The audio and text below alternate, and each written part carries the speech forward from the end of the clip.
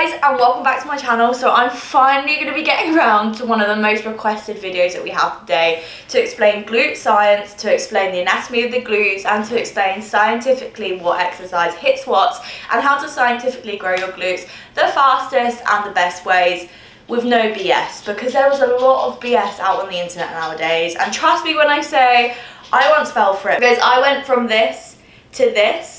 But it took me a good 5 years, and the reason why it took me a good 5 years is because I did everything wrong.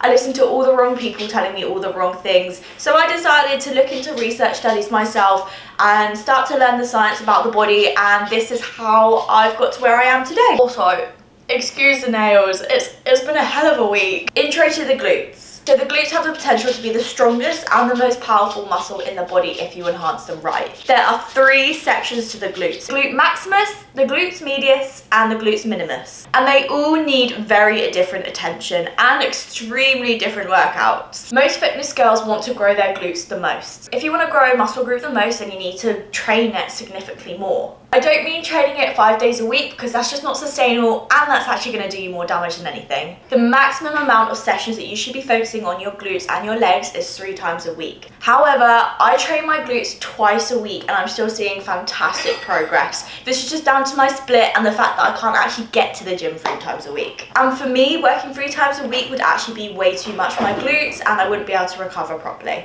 And if you can't recover properly, you're not going to make any progress. So the question we've all come here for, what is the best glute exercise? And unfortunately, it's not as simple as I'd like. It completely depends on the individual and your training styles and what your goals are. However, here are my top exercises that you 100% should not be missing if you want to be growing your glutes. First up, hip thrusts. So hip thrusts, in one movement, hit all 3 glute muscles. There's a lot of different styles of hip thrusts. You can do CAS hip thrusts, you can do hip bridges, you can do free weights, you can do single leg. Any of them are amazing and they're definitely something that you shouldn't be excluding in your split. However, a lot of people do them wrong, so let me give you my top tips to do them right. 1, you want to make sure that you are not ego lifting here. This is definitely a new thing that I'm starting to see. Oh, I can lift 200 kg on hip thrusts, but why aren't my glutes huge? 1, other body parts are going to be taking over that, because you can't get that mind muscle connection in your glutes to lift that weight unless you've been training years and years and years and you can consciously control your glutes to lift that weight up and down. But knowing the weight, that's quite unrealistic. Unless you can do it, then teach me your ways. The main thing about glute exercises, especially hip thrusts, is that mind-muscle connection. There's no point doing those fast reps because they're going to get you nothing. You're just doing the motion, you're just swinging your hips. You need to really, really control each movement. Next up, the RDL, another staple that you definitely cannot be missing in your glute routine. Again, hitting all 3 glute muscles. However, the technique for an RDL can be quite tricky, so here's my top tips. 1, you want to make sure that you're not just bending over. The main game is to get your hips as far back as you can to get that massive stretch around the glutes as you go down. You also want to make sure you've got your weight through your heels and not through your toes. Make sure your back's not arching. Lastly, another one of my favourite exercises is either leg press or squats. Squats are like Marmite, you either love them or hate them, and I'm actually not the massive fan of them, and I've actually grown my glutes without doing majority of my workouts being squats. I'm definitely a leg press girl and this works great / even better for me because it takes the pressure off my lower back. So if you're someone with lower back pain, then this might be the answer for you too. The glutes require special attention to fire in exercises, and it is so important that you know 1, how to activate them, 2, how to do my muscle connection, and 3, what exercise do what in your glutes.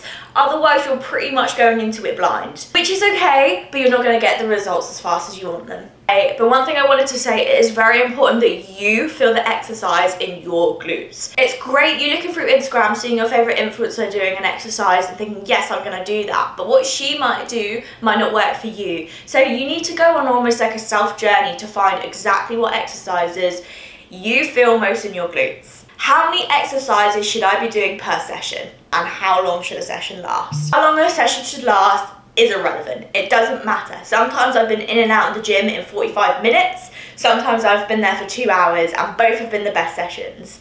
It's completely up to you and your rest period. I would say try and keep your rest periods nice and short so your glutes don't lose that activity and and then your quads will start to take over and things like that. Minimum sets you should be doing per week is 20 sets a week. This makes sure that you're working your glutes enough to make sure that you can get hypertrophy, as long as you are pushing yourself hard as well. You're not just coasting through each exercise, like you need to be almost struggling to get that weight up in the last 2-3 reps. Make sure you're getting a progressive overload in each session. Activating your glutes. Here we go. So this is one that TikTok and Instagram has managed to abolish. Someone somewhere has said that activating your glutes is a load of BS. And it is not. It's basically warming up your glutes.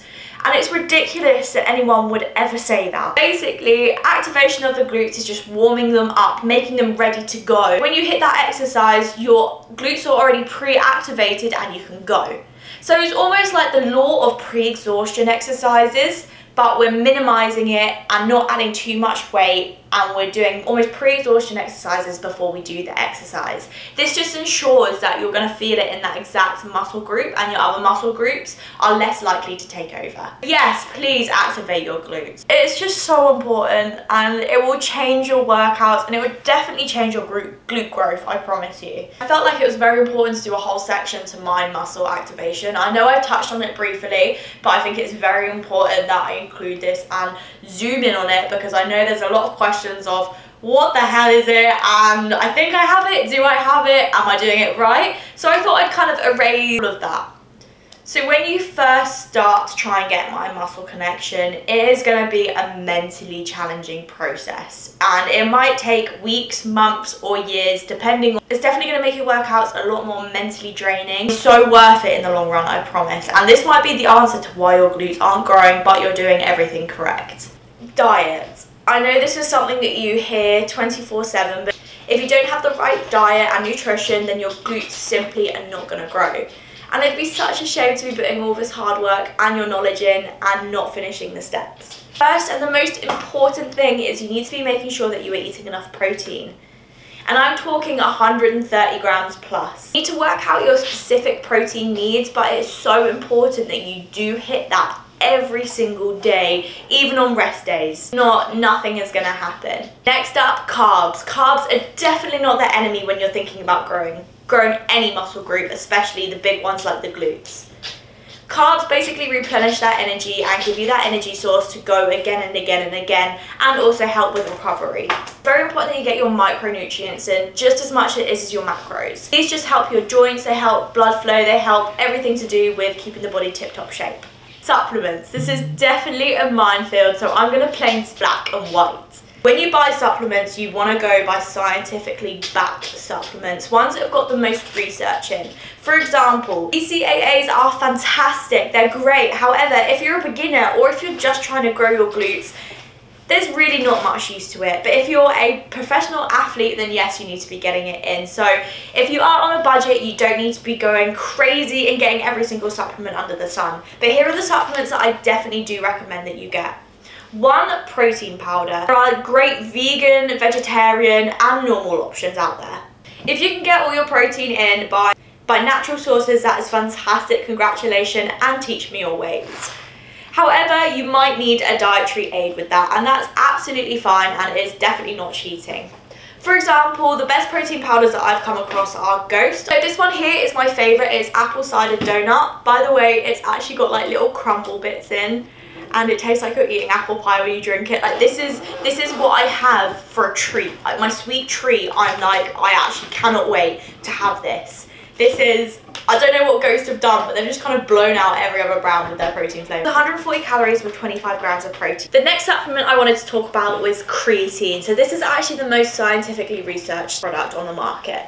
Creatine is a natural occurring substance in our body already, but just by taking the supplement, that increases the level of creatine in your body, and it helps water absorption. Basically, the effects that you're going to get from creatine is, instead of just being able to do 8 reps, you'll be able to push yourself to do 10 reps. So it's going to help you in the long run to get hencher, basically.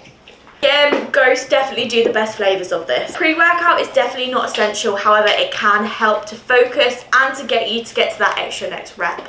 If you can't take caffeine, Ghost actually also do a Ghost also do a non-stim one, so that means it's got no caffeine in, and it's called Pump. You can also take Pump alongside a pre-workout, and it helps you get the pump. But yeah, so I just wanted to touch on these, but they are definitely not necessary. It's completely up to you whether you have them or not. Anyway guys, that concludes our discussion on glute science and glutes and how to grow them. If you have any questions, then make sure to pop them down below. If you guys are ready to grow your glutes, then I do have an 8-week video guide up and ready to go for you. I'm already so excited to see the results of the people who are already on it. Anyway, make sure to check out the socials, and I will see you later.